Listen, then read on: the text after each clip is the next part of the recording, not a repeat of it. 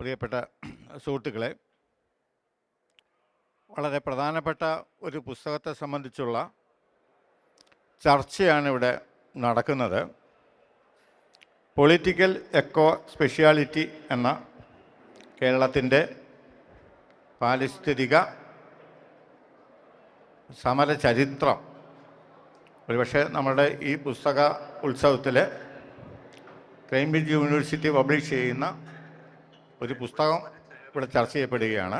അതിൻ്റെ മോഡറേറ്ററായി ബഹുമാന്യനായ മുതിർന്ന മാധ്യമപ്രവർത്തകൻ NG രാധാകൃഷ്ണൻ ചേട്ടനെ സ്നേഹപൂർവ്വം ക്ഷണിക്കുകയാണ്. Doctor K. Ravi Raman planning board മെമ്പറാണ്. കേരളത്തിൻ്റെ അറിയപ്പെടുന്ന സാമ്പത്തിക സാമൂഹ്യ ശാസ്ത്രജ്ഞനാണ്. ഒട്ടേറെ അന്താരാഷ്ട്ര തലത്തിൽ തന്നെ പ്രസിദ്ധീകരിക്കപ്പെട്ട പുസ്തകങ്ങളുടെയൊക്കെ രചയിതാവാണ്. ഇദ്ദേഹത്തിൻ്റെ ഏറ്റവും പുതിയ പുസ്തകമാണ് കേംബ്രിഡ്ജ് യൂണിവേഴ്സിറ്റി പ്രസ് പ്രസിദ്ധീകരിച്ച ഇക്കോസ്പെഷ്യാലിറ്റി, പൊളിറ്റിക്കൽ ഇക്കോസ്പെഷ്യാലിറ്റി, കീഴാള ഉപജീവന പാരിസ്ഥിതിക സമരങ്ങളുടെ ചരിത്രം. ഇത് സംസ്ഥാന രൂപീകരണത്തിന് ശേഷം, അതുകൊണ്ട് തന്നെ വളരെ ശ്രദ്ധേയമായ, ഒരുപക്ഷെ വളരെ മൗലികമായ ഒരു രചനയാണിത്. എങ്ങനെയാണ് കീഴാള സമരങ്ങൾ, അതായത് മുഖ്യധാര എന്ന് വിളിക്കപ്പെടുന്ന അംഗീകൃത പരമ്പരാഗത രാഷ്ട്രീയ, ട്രേഡ് യൂണിയൻ അതുപോലെയുള്ള നേതൃത്വങ്ങളിൽ നിന്നല്ലാതെ ജനങ്ങളുടെ തന്നെ, ജനസഞ്ചയങ്ങളുടെ തന്നെ ഒന്നിച്ചുള്ള ഒരു വരവ്, എങ്ങനെ പുതിയ സമരങ്ങൾ ഈ കേരള ചരിത്രത്തിൽ ഉണ്ടായി, അത് നമ്മുടെ പരമ്പരാഗത സമരങ്ങളിൽ നിന്ന് അതെങ്ങനെ വ്യത്യാസപ്പെട്ടിരിക്കുന്നു എന്നുള്ളതിനെക്കുറിച്ചൊക്കെയാണ്. അതെങ്ങനെ നമ്മുടെ നാടിനെയും നമ്മുടെ രാഷ്ട്രീയത്തെയും നമ്മുടെ ഭരണകൂടത്തെ തന്നെയും എങ്ങനെ മാറ്റിത്തീർക്കുന്നു, അവകാശങ്ങളെക്കുറിച്ചുള്ള ബോധം എങ്ങനെ മാറ്റിത്തീർക്കുന്നു എന്നുള്ളതാണ്. ചാലിയാർ സമരം മുതൽ പൊമ്പിളെ ഒരുമൈ സമരം മൂന്നാറിലെ, പിന്നെ ചെങ്ങറയിലുള്ള സമരം, മുത്തങ്ങ സമരം, ഇങ്ങനെ നമ്മുടെ നാട്ടിൽ വളരെ കാലമായി വളരെ വ്യത്യസ്തമായ സമരങ്ങൾ, സാധാരണ മനുഷ്യർ അവരുടെ ഉപജീവനവും അവരുടെ പരിസ്ഥിതിക്കും അവരുടെ കീഴാള സ്വത്വം ഉയർത്തിപ്പിടിച്ചുകൊണ്ടുള്ള, ഇങ്ങനെ ഈ 3 ഘടകങ്ങൾ ഒന്നിച്ചു ചേരുന്ന അസാധാരണ സമരങ്ങൾ ലോകം മുഴുവൻ നടക്കുന്ന ഒന്നാണ്. ലോകത്തെ ഈ പുതിയ മൂവ്മെൻറ്റ്സിൻ്റെയും പുതിയ ജനസഞ്ചയങ്ങളുടെയും ഒക്കെ ചരിത്രത്തിൽ കാണിക്കുന്നതാണിത്. അതെങ്ങനെയാണ് നമ്മുടെ ഗ്ലോബൽ സൗത്തിൽ എങ്ങനെ പ്രധാനപ്പെട്ട സമരങ്ങളായി, ഓക്യുപ്പൈ എന്നുള്ള സമരങ്ങളൊക്കെ നിങ്ങൾക്ക് അറിയാവുന്നതാണ്.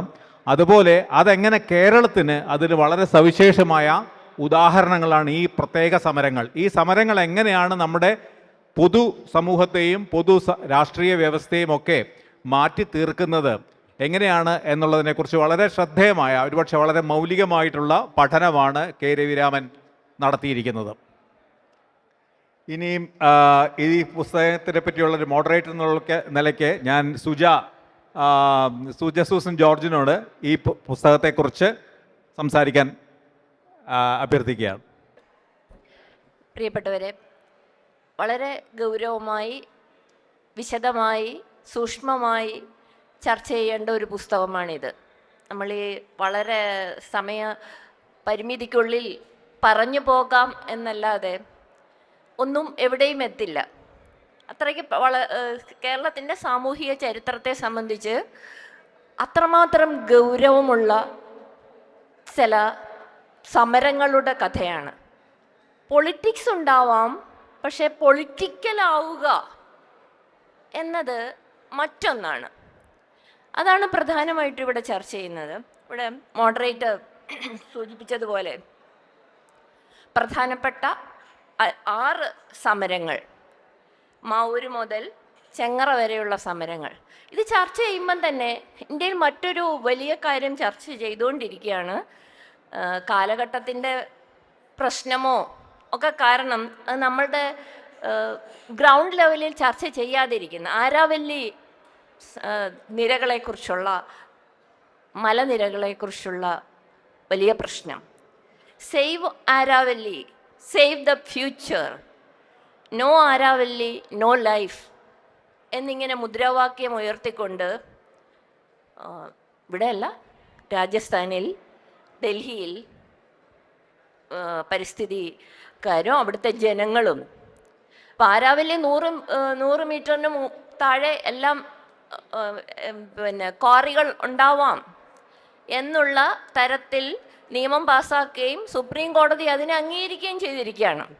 അവിടെ എന്ത് വേണമെങ്കിലും ആകാം, കൊമേഴ്സ്യലായിട്ട് എന്ത് വേണമെങ്കിലും ആകാമെന്ന് നമ്മുടെ ഭൂമി ഉണ്ടായ കാലം മുതൽ ഉണ്ട് എന്ന് പറയപ്പെടുന്ന ആരാവല്ലി പർവ്വതനിരകൾ മുഴുവൻ ഇല്ലാതാക്കാൻ ഉള്ള ശ്രമങ്ങൾ നടന്നുകൊണ്ടിരിക്കുകയാണ്. അതൊരു അതിജീവനത്തിൻ്റെ പ്രശ്നം ഗൗരവമായി ഉള്ളപ്പോഴാണ് നമ്മൾ ഈ കാര്യം ചർച്ച ചെയ്യുന്നത്. മൗർ റയോൺസ്, ഇതിനകത്തെല്ലാം മറ്റൊരു കാര്യം കൂടിയുണ്ട്. മൗർ റയോൺസിനെ കുറിച്ച് ഈ 6 സമരവും എന്നെ സംബന്ധിച്ചിടത്തോളം വളരെ ഇമോഷണലി ബന്ധപ്പെട്ട കാര്യം കൂടിയാണ്. ഞാൻ അതിനകത്ത് ഡയറക്റ്റ് പങ്കാളി ആയിട്ടില്ലെങ്കിൽ കൂടിയും ഇവിടെ എല്ലാം ഈ സമരങ്ങളുടെ എല്ലാം ഭാഗത്ത് പോവുകയും അറിയാൻ ശ്രമിക്കുകയും അതിനോട് വൈകാരികമായി ഒരു അടുപ്പം ഉണ്ടാക്കുകയും ചെയ്തിട്ടുള്ള വ്യക്തിയാണ്. മാവൂർ സമരം ഇവിടെ ഇരിക്കുന്ന പലർക്കും ഓർമ്മയുണ്ടാവും. കമ്മ്യൂണിസ്റ്റ് സർക്കാർ കൊണ്ടുവന്നാണ് ബിർളയെ ഇവിടെ. അത് ശരിയോ തെറ്റോ എന്നുള്ളതും ചർച്ച ചെയ്തിരുന്നു. പക്ഷേ അത് അവിടുത്തെ ജനങ്ങളുടെ ജീവിതത്തെ, ചാലിയാർ പുഴ എത്രമാത്രം മലിനമാക്കുകയും ജലം ഒരു പൊളിറ്റിക്സ് ആവുകയും, കേരളത്തിൽ ഒരുപക്ഷെ വെള്ളത്തിൻ്റെ രാഷ്ട്രീയം പ്രധാനമായി ചർച്ച ചെയ്യുന്ന ഒരു സമരം കൂടിയാണത്. 2001 ആവുമ്പോഴേക്കും ഫാക്ടറി അടച്ചുപൂട്ടുന്നുണ്ട്. ഇതിൻ്റെ രാഷ്ട്രീയ സാമൂഹിക ചരിത്രം വളരെ സൂക്ഷ്മതലത്തിൽ മാത്രമല്ല എക്കണോമിക്സ്, സാമ്പത്തിക ശാസ്ത്രം ചർച്ച ചെയ്യുന്ന ഒരു പുസ്തകം കൂടിയാണിത്. മുത്തങ്ങ സമരം ഇപ്പോഴും ഈ അടുത്ത കാലത്ത് വീണ്ടും അത് ചർച്ചയിൽ വന്നിരുന്നു. അവിടെ ഉണ്ടായ വെടിവെപ്പ്, ജാനുവിൻ്റെ നേതൃത്വത്തിലുള്ള ഈ സമരങ്ങളുടെ ഒരു പ്രത്യേകതയുണ്ട്. ഏറ്റവും സബാൾട്ടൺ കീഴാള വർഗമാണ് ഈ സമരത്തിനെല്ലാം നേതൃത്വം കൊടുക്കുന്നത് എന്നുള്ളത്. മാവൂർ കുറച്ച് വ്യത്യാസമാണ്.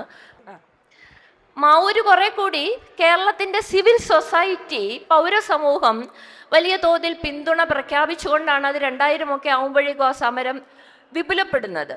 ചെങ്ങറ സമരം അവിടുത്തെ ആളുകൾ ഭൂമി പ്രശ്നമാകുന്നു. മുൻപ് പറഞ്ഞ മാവൂർ സമരം വെള്ളത്തിൻ്റെ രാഷ്ട്രീയമാണ് പ്രശ്നമായതെങ്കിൽ ചെങ്ങറ സമരം ഭൂമി, മണ്ണിൻ്റെ രാഷ്ട്രീയം ചർച്ച ചെയ്യുന്നുണ്ട്. ഞാൻ അവിടെ പോയതാണ്. യഥാർത്ഥത്തിൽ ഒരു നഗരവാസി അല്ലെങ്കിൽ നമ്മളെപ്പോലെ നഗരത്തിൽ ജീവിക്കുന്ന മനുഷ്യർക്ക് അവിടെ ചെല്ലുമ്പോൾ ഇവർ ചെയ്യുന്ന സമരത്തെക്കുറിച്ച് അത്ഭുതമോ വേണമെങ്കിൽ പുച്ഛമോ തോന്നും.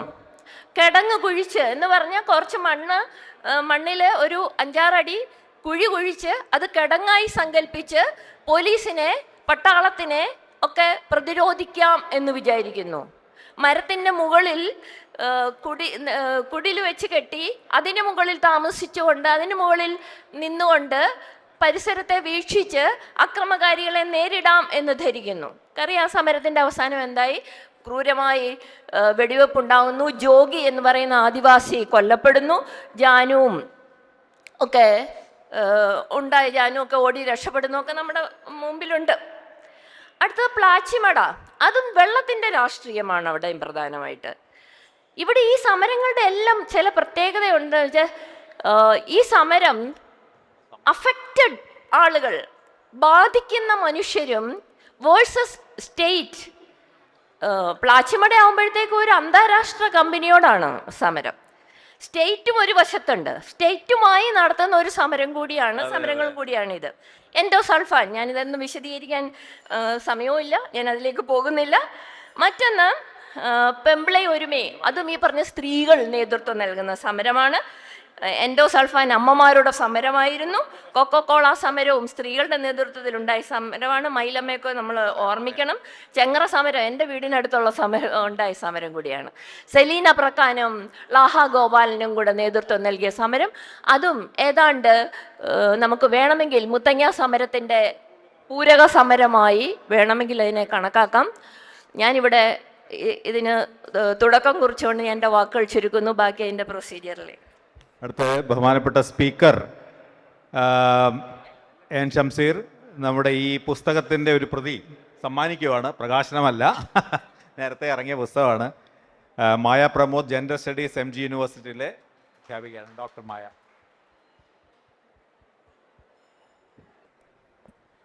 പ്രിയപ്പെട്ട അധ്യക്ഷൻ രാധാകൃഷ്ണൻ ചേട്ടൻ, മറ്റ് വേദിയിലെ രവിരാമൻ ഉൾപ്പെടെയുള്ള ബഹുമാന്യരെ, പ്രിയപ്പെട്ട സഹോദരി സഹോദരന്മാരെ, ഇവിടെ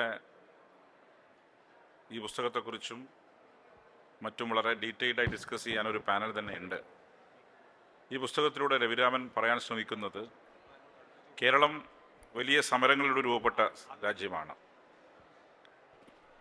ചിലർ കേരളത്തെക്കുറിച്ചുള്ള ഐതിഹ്യം പറയുന്നത് പരശുരാമൻ മഴൂറിഞ്ഞാണ് കേരളം ഉണ്ടായതെന്നാണ്.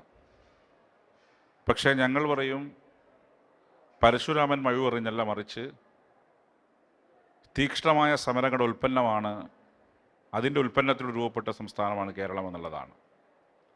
കേരളത്തിൻ്റെ ചരിത്രം പരിശോധിക്കുമ്പം സ്വാതന്ത്ര്യ സമര കാലഘട്ടം മുതൽ തീക്ഷ്ണമായ സമരങ്ങൾ ഉണ്ടായിട്ടുണ്ട്. ഐക്യ കേരളം രൂപപ്പെട്ടതിന് ശേഷവും വലിയ സമരങ്ങൾ ഉണ്ടായിട്ടുണ്ട്. ആ സമരങ്ങളുടെ ചരിത്രമൊക്കെ വളരെ വിശദമായി തന്നെ രവിരാമൻ അദ്ദേഹത്തിൻ്റെ പഠനത്തിലൂടെ സൂചിപ്പിച്ചിട്ടുണ്ട്. എന്നാൽ 2016 ശേഷം ഇങ്ങോട്ട് 26 നിൽക്കുമ്പം അത്തരം സമരങ്ങൾക്കൊന്നും കേരളം സാക്ഷ്യം വഹിക്കുന്നില്ല. എന്തുകൊണ്ട്? അടിസ്ഥാന വർഗത്തിൻ്റെ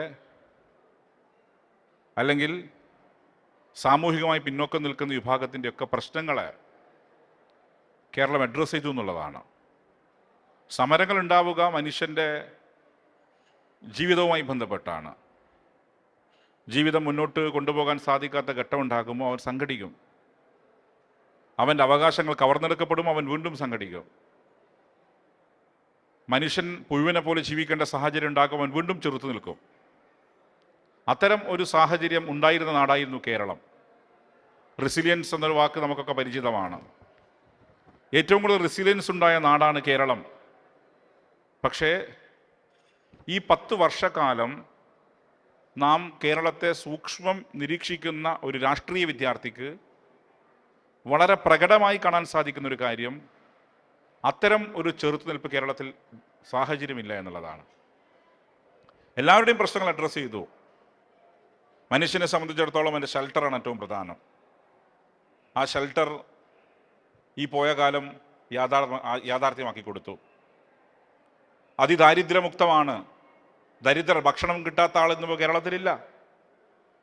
ഭക്ഷണം കിട്ടാത്തവരായി ആരെങ്കിലും അന്തിപ്പട്ടുണ്ടാകുന്നവരുണ്ടോ ഇന്ന് കേരളത്തിൽ? അത് പൂർണ്ണമായി ഇല്ല എന്ന് നമുക്ക് പറയാൻ സാധിക്കും. ചികിത്സ കിട്ടാത്ത സാഹചര്യം ഇന്ന് കേരളത്തിലുണ്ടോ? ഇല്ല. ഇപ്പം കേരളം ഇന്ത്യയിലെ മറ്റു സംസ്ഥാനങ്ങൾക്ക് മാതൃകയായിക്കൊണ്ട് പല കാര്യങ്ങളിലും ഒന്നാമതെത്തി എന്ന അഭിമാനത്തോടെ പറയാൻ സാധിക്കും. അതിൽ ഓരോ കാലഘട്ടത്തിലും മാറി മാറി വരുന്ന സർക്കാരുകൾ അതിന് പങ്കുവഹിച്ചിട്ടുണ്ടെങ്കിലും ഈ പോയ 10 വർഷക്കാലം കേരളം വികസനത്തിൽ മാത്രമല്ല, വികസനം എന്ന് പറയുമ്പം ഇൻഫ്രാസ്ട്രക്ചർ ഡെവലപ്മെൻറ്റ് മാത്രമല്ല, മനുഷ്യൻ്റെ ജീവിത സൂചിക പരിശോധിക്കുമ്പോൾ, ഹ്യൂമൻ ഇൻഡെക്സ് പരിശോധിക്കുമ്പം, ആ ഹ്യൂമൻ ഇൻഡെക്സ് പരിശോധിക്കുമ്പോഴും കേരളം ബഹുദൂരം മുന്നോട്ട് വന്നു. അടിസ്ഥാന ആവശ്യങ്ങൾക്ക് വേണ്ടി ഒരു പ്രക്ഷോഭവും ഇന്ന് കേരളത്തിൽ വേണ്ടതില്ല എന്ന രീതിയിൽ ഈ കാര്യം മാറി എന്നുള്ളതാണ്. അപ്പം അത് നിലനിർത്തപ്പെടണമെന്ന കാര്യത്തിൽ യാതൊരു സംശയവുമില്ല, നിലനിൽക്കണം. കേരളം ഇനിയും ബഹുദൂരം മുന്നോട്ട് പോകണം. നമ്മൾ ഒരു ഘട്ടം പിന്നിട്ടിരിക്കുന്നു. അതിദാരിദ്ര്യമുക്ത സംസ്ഥാനമായി കേരളം മാറി.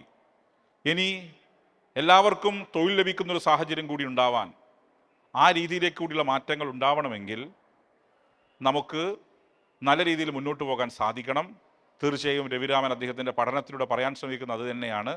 ഇനിയും കേരളം മുന്നോട്ട് പോവാൻ അതിന് ഉതകുന്ന രീതിയിലേക്കുള്ള സാഹചര്യം രൂപപ്പെടും എന്ന വിശ്വാസമാണ് എനിക്കുള്ളത്. മറ്റു കൂടുതൽ കാര്യങ്ങളൊന്നും കടന്നു പോവാതെ ഈ ചർച്ചയിൽ നിങ്ങളോടൊപ്പം ഞാനും പങ്കാളിയായിക്കൊണ്ട് ഞാൻ എൻ്റെ വാക്കുകൾ അവസാനിപ്പിക്കുകയാണ്. ഡോക്ടർ മായ പ്രമോദ്.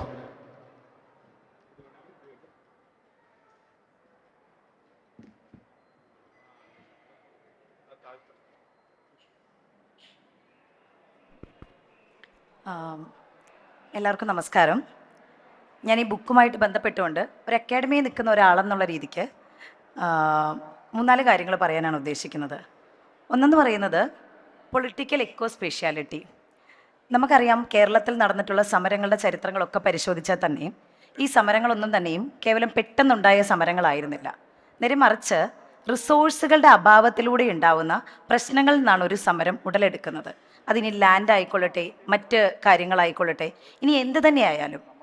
അത്തരത്തിൽ നോക്കുകയാണെങ്കിൽ ഈ ബുക്കിൻ്റെ ഒരു ഒരു പ്രസക്തി എന്ന് പറയുന്നത് വളരെ വലുതാണ്. കാരണം എന്താണെന്ന് വെച്ച് കഴിഞ്ഞാൽ കേരളത്തിൽ നടന്നിട്ടുള്ള ഏത് സമരങ്ങളെ പരിശോധിച്ച് കഴിഞ്ഞാലും ജെൻഡർ എന്നുള്ള പേഴ്സ്പെക്റ്റീവിൽ ഒരു ബുക്ക് വരുന്നത് വളരെ കുറവായിരിക്കും. കാര്യം ജെൻഡർ എന്നുള്ള പേഴ്സ്പെക്റ്റീവ് കേൾക്കുമ്പോൾ തന്നെ ഒരു ജെൻഡർ പഠിപ്പിക്കുന്ന അധ്യാപിക എന്ന നിലയിൽ പലതരത്തിലുള്ള ചോദ്യങ്ങളെ നേരിടുന്ന ഒരാളാണ് ഞാൻ. അപ്പം അത്തരത്തിൽ ജെൻഡറിനെ ബേസ് ചെയ്ത് അല്ലെങ്കിൽ ഇത്രയും സമരങ്ങൾ 6 സമരങ്ങളെല്ലാം തന്നെയും സ്ത്രീകളുടെ നേതൃത്വ പാഠവത്തിൽ പോയിട്ടുള്ള സമരങ്ങളാണ്, വളരെ പ്രധാനപ്പെട്ട സമരങ്ങളാണ്.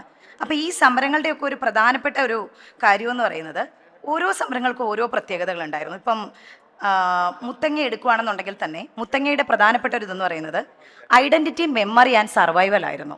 അതായത് ലാൻഡിൻ്റെ ഓണർഷിപ്പ് വഴിയുള്ള സർവൈവൽ ആയിരുന്നു. ദെൻ ഇനി അതിനകത്തു നിന്ന് നമ്മൾ കൊക്കക്കോളയിലേക്ക് പോയി കഴിഞ്ഞു കഴിഞ്ഞാൽ വാട്ടർ എക്സ്ട്രാക്ഷനെതിരെ നിരന്തരം ദലിത് സ്ത്രീകളുടെ ഒരു സർവൈവലും റെസിസ്റ്റൻസും ആയിരുന്നു അത്. അതായത് നമ്മൾ ഒറ്റ വാക്കിൽ പറഞ്ഞാൽ global capital versus local ecology എന്ന് പറയേണ്ടി വരും. ഒരു ഗ്ലോബൽ ഭീമനോടാണ് ഇവിടെയുള്ള സാധാരണ ദലിത് സ്ത്രീകൾ അവരുടെ ഒരു ഏറ്റവും അധികം റെസിസ്റ്റൻസ് നടത്തിയത് കൊക്കക്കോള സമരത്തിൽ. ഈ മുത്തങ്ങയിൽ ഇനിയിപ്പം നമ്മുടെ ഈ എന്താ പറയുക ചെങ്ങറയ്ക്കകത്തേക്ക് വരികയാണെന്നുണ്ടെങ്കിൽ ചെങ്ങറയെന്ന് പറയുന്നത് വേറൊരു തരത്തിലായിരുന്നു. സ്ത്രീകളുടെ നേതൃത്വമുണ്ട് താനും, ഭൂമിക്ക് വേണ്ടിയാണ് താനും, ഭൂമിയുടെ റിസോഴ്സ് എന്നുള്ള രീതിക്കാണ്.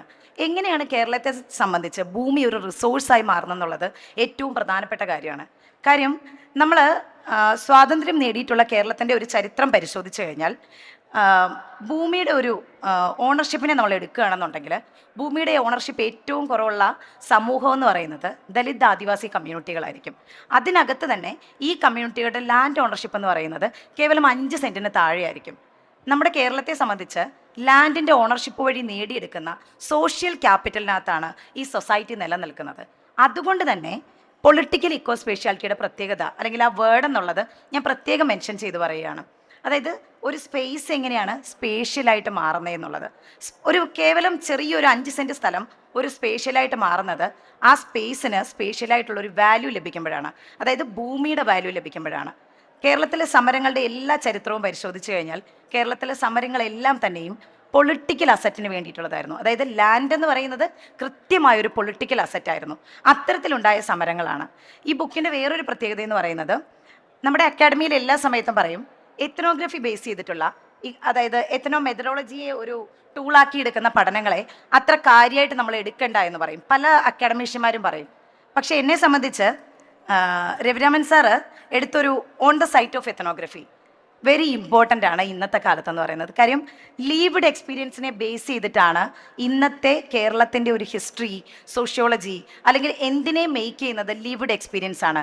മനുഷ്യരുടെ ജീവിതാനുഭവങ്ങളിൽ നിന്ന് മെയ്ക്ക് ചെയ്യുന്ന ശാസ്ത്രവും ചരിത്രവും സയൻസും എല്ലാം തന്നെയും ഇടകലർന്നിട്ടുള്ള ഒരു സ്പേസിനകത്ത് നമ്മൾ നിൽക്കുന്നത്. അവിടെ on the site of ethnography എന്ന് പറയുന്നത് വളരെ ഇമ്പോർട്ടൻ്റ് ആണ്. അതെങ്ങനെയാണ് പ്രവർത്തിക്കുന്നതെന്ന് ചോദിച്ചു കഴിഞ്ഞാൽ ഇപ്പം ഞാനൊരു ദലിത് കമ്മ്യൂണിറ്റിയെ ബിലോങ്ങിങ് ചെയ്യുന്ന ഒരു സ്ത്രീ എന്നുള്ള രീതിക്ക്, ഞാനൊരു ഡിസബിലിറ്റി പേഴ്സൺ എന്നുള്ള രീതിക്ക് എനിക്ക് തോന്നിയിട്ടുള്ളൊരു കാര്യം, ഒരു സ്ത്രീ അല്ലെങ്കിൽ ഒരു പുരുഷനായിക്കോട്ടെ ഒരു സ്ത്രീ ആയിക്കോട്ടെ അവരുടെ അനുഭവങ്ങളുടെ അവരുടെ ചരിത്രത്തെ മെയ്ക്ക് ചെയ്യുന്നത് അവർ ജീവിക്കുന്ന ഇടങ്ങളിൽ നിന്നുള്ള മൂവ്മെൻറ്റുകളും മറ്റ് അനുഭവ പശ്ചാത്തലങ്ങളുമാണ്. അത്തരത്തിൽ on the site of ethnography എന്ന് പറയുന്നത് എനിക്ക് വളരെ പ്രൗഡായിട്ട് പറയാൻ പറ്റും അക്കാഡമിയിൽ ഇതൊരു ന്യൂ ഇന്നൊവേഷൻ ആയിരിക്കും. കാര്യം ഇത്തരത്തിലുള്ള ക്വസ്റ്റ്യനുള്ള ഒരു ആൻസറും കൂടി ആയിരിക്കും ഈ ബുക്ക് എന്നുള്ളതാണ്. എത്രത്തോളം സമയമെടുത്തു എന്നറിയില്ല, എങ്കിൽ പോലും ഒരു കാര്യം കൂടെ പറഞ്ഞുകൊണ്ട് ഞാൻ നിർത്താമെന്ന് വിചാരിക്കുന്നു. എല്ലാ സമരങ്ങളുടെയും ഒരു കേന്ദ്ര കാരണം ഉപജീവന പ്രശ്നമാണെന്നതിൽ ഒരു തോന്നലിലാണ് നമ്മളെല്ലാം ഇപ്പോഴും സമരങ്ങളെ സമീപിക്കുന്നത്. എന്നാൽ എൻ്റെ ഒരു അഭിപ്രായത്തിൽ ഉപജീവനം എന്നതിനേക്കാൾ സർവൈവൽ ഉണ്ട്, റെസിസ്റ്റൻസ് ഉണ്ട്, ഓണർഷിപ്പ് ഉണ്ട്, സൊസൈറ്റിക്കകത്ത് മൂവ് ചെയ്തു പോകാനുള്ള അവരുടെ ഒരു റെപ്രസെൻറ്റേഷൻ, ഐഡൻറ്റിറ്റി ഇതുണ്ട്. ഇതിൽ നിന്നാണ് ഓരോ സമരങ്ങളും ഉണ്ടാകുന്നതെന്നാണ് ഞാൻ മനസ്സിലാക്കുന്നത്. കേവലം ഒരു ഉപജീവനം മാത്രമല്ല, ഇതെല്ലാം കൂടെ കൂടിച്ചേരുന്ന ഒരു സ്പേസിനകത്ത് നിൽക്കുന്ന ഒരു ഇക്കോ സ്പേഷ്യാലിറ്റിയിലാണ് ഇവിടുത്തെ ലൈവ്ലിഹുഡ് എല്ലാം നിലനിൽക്കുന്നതെന്നാണ് ഞാൻ വിചാരിക്കുന്നത്. ഈ ബുക്കിന് എല്ലാ തരത്തിലുള്ള ആശംസകൾ നേരുകയാണ്. എൻ്റെ സ്റ്റുഡൻസിനെ കൊണ്ട് ഞാൻ ഈ ബുക്ക് വായിപ്പിക്കുകയും ഇതൊരു ഡിസ്കഷനിലേക്ക് തീർച്ചയായിട്ടും ഞങ്ങളുടെ ഡിപ്പാർട്ട്മെൻറ്റ് കൊണ്ടുവരികയും ചെയ്യുന്നതാണ്. Thank you so much for inviting me A great opportunity. Thank you all. ഈ പുസ്തകത്തിൻ്റെ പിന്നിലുള്ള കഥ, പിന്നിലുള്ള അന്വേഷണത്തെക്കുറിച്ച് ഡോക്ടർ രവിരാമൻ തന്നെ പറയാം. ഇതിൽ വളരെ പ്രധാനപ്പെട്ട ഒരു വിഷയം എന്ന് പറയുന്നത് മായ, താങ്ക് യു സോ മച്ച്. കാരണം നിങ്ങൾ കുട്ടികളെ പഠിപ്പിക്കാൻ ഇത് ഉപയോഗിക്കുമെന്ന് പറഞ്ഞത് എനിക്ക് സന്തോഷമുണ്ട്. കാരണം കോഴിക്കോട് സർവകലാശാലയിൽ നിന്ന് കുട്ടികൾക്കും ഇത് പഠിപ്പിക്കാനുള്ള ഒരു അവസരം ഉണ്ടാവുമെന്നാണ് ഇന്ന് രാവിലെ എനിക്ക് കിട്ടിയ ഒരു ഇൻഫർമേഷൻ, ഈ 60കൾ മുതലുള്ള സമരത്തിൻ്റെ ചരിത്രമാണ് ബേസിക്കലി ഇതിനകത്തുള്ളത്. സത്യം പറഞ്ഞു കഴിഞ്ഞാൽ ഇതിലെ പല സമരത്തിലും നേരിട്ട് പങ്കെടുക്കാൻ എനിക്ക് കഴിഞ്ഞിട്ടുണ്ട്. അതുകൊണ്ടാണ് അത് ഓൺ ദ സൈറ്റ് എത്നോഗ്രാഫി എന്ന് പറയുന്ന ഒരു പുതിയ മെത്തേഡ് ഇതിൽ ഡെവലപ്പ് ചെയ്യാൻ പറ്റിയിട്ടുള്ളത്. അത് നമ്മുടെ ബഹുമാനപ്പെട്ട സ്പീക്കർ പറഞ്ഞതുപോലെ ഈ കേരളം സമരങ്ങളിലൂടെയാണ് എമർജ് ചെയ്തിരിക്കുന്നത്.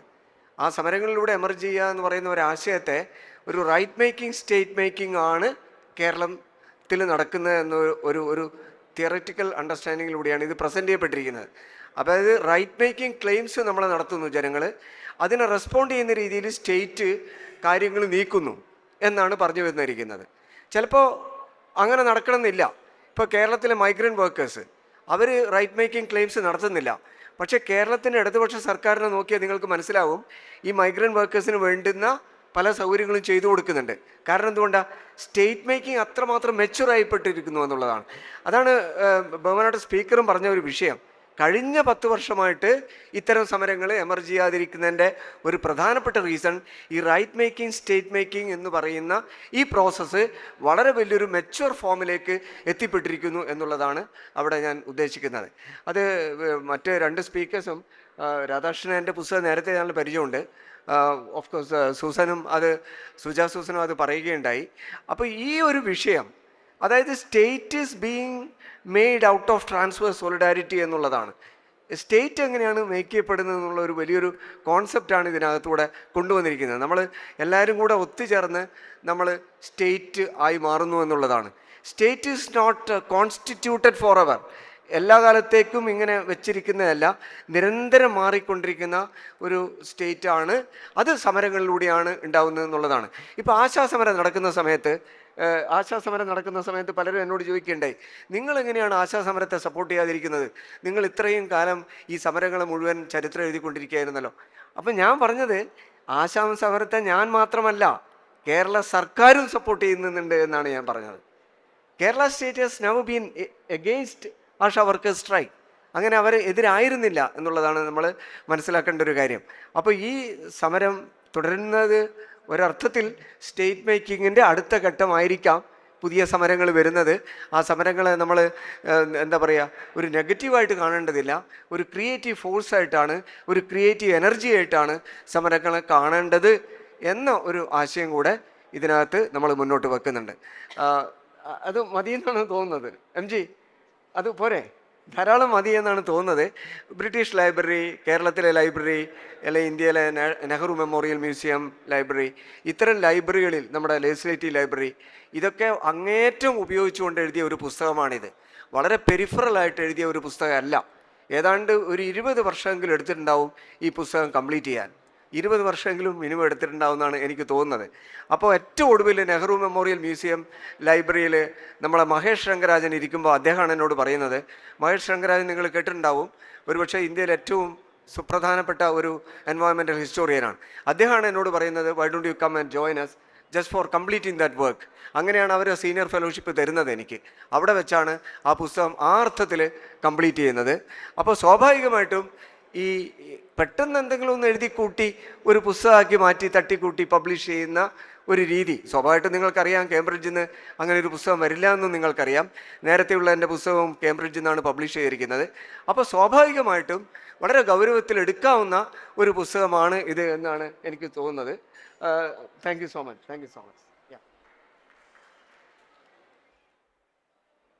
നന്ദി. റഹീം. സുഹൃത്തുക്കളെ, വളരെയധികം ചർച്ച ചെയ്യപ്പെടേണ്ട ഒരു പുസ്തകമാണ് ഈ പൊളിറ്റിക്കൽ എക്കോ സ്പെഷ്യാലിറ്റി എന്നുള്ള പുസ്തകം. വളരെ മനോഹരമായ ചർച്ചയാണ് ഇവിടെ നടന്നത്. ഇതിന് തുടർച്ചയുണ്ടാവണം.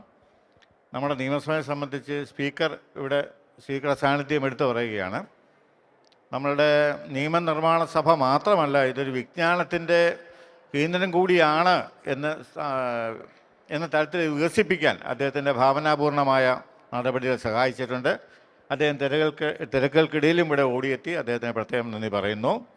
അതുപോലെ ഈ ചർച്ച മോഡറേറ്റ് ചെയ്തത് കേരളത്തിലെ വളരെ പ്രമുഖനായ മാധ്യമപ്രവർത്തകൻ, എൻ്റെ ജ്യേഷ്ഠ സഹോദരൻ കൂടിയായ MG രാജേഷ് ചേട്ടനാണ്. അദ്ദേഹത്തിനും നന്ദി പറയുന്നു. ഈ പുസ്തകം രചിച്ചത് നമ്മുടെ പ്ലാനിംഗ് ബോർഡ് മെമ്പർ കൂടിയായ രവിരാമൻ സാറാണ്. നമ്മളുടെ രാജ്യം സാമ്പത്തികമായി വളരുമ്പോഴും ജനങ്ങൾ അല്ലെ വ്യക്തികൾ ദരിദ്രമായിക്കൊണ്ടിരിക്കുന്ന ഒരു സാഹചര്യമാണ് ഇന്നുള്ളത്.